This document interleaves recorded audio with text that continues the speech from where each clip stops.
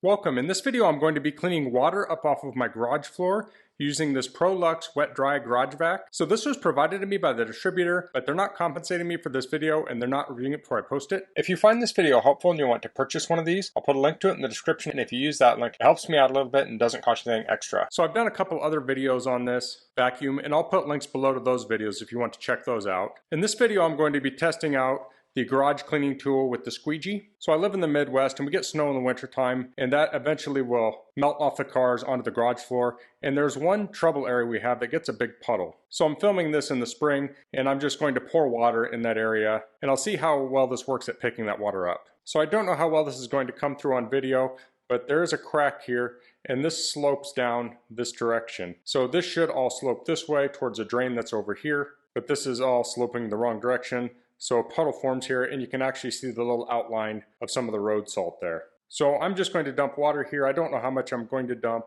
I'm just going to pour about as much as would come off the car after a typical snow.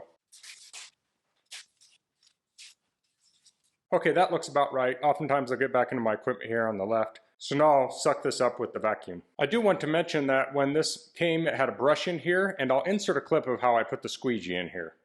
Okay, so I need to swap this brush out with the squeegee, and it looks like the easiest way is to take a small screwdriver, and I'll start in the middle, and I'll just pull the brushes this way and open up a gap here, and I'll just take this and I'll run the screwdriver along until it comes to the clip here. There's two here, and when I move it there, I'll just pry it just enough to lift that up. I'll put the screwdriver on the other side and I'll slide it to the second one. And I'll pull that just enough till it loosens, and then I can start pulling that out of there. You can see how it's coming out now. See if I can pull that. There we go. So now I'll just run the screwdriver to the other side while pulling that out.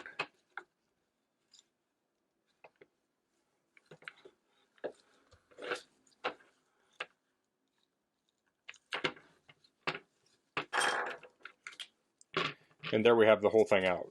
So now we can put the squeegee in, and it doesn't say exactly which direction this goes. I'm going to put the smooth side in because that seems like it would seal against the floor. Maybe that's wrong, but that's how I'm going to do it. So let's see, this should just snap in, I'm guessing.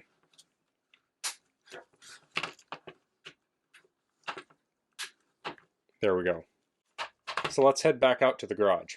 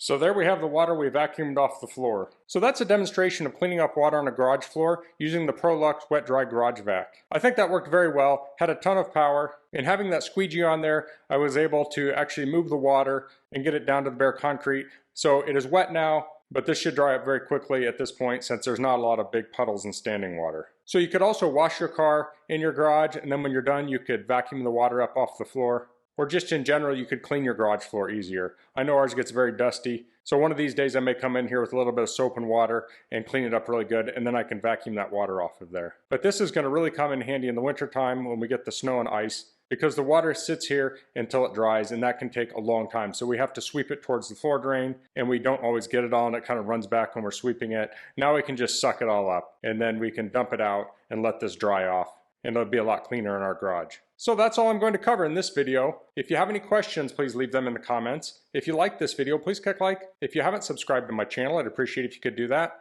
And thanks for watching. Until next time, goodbye.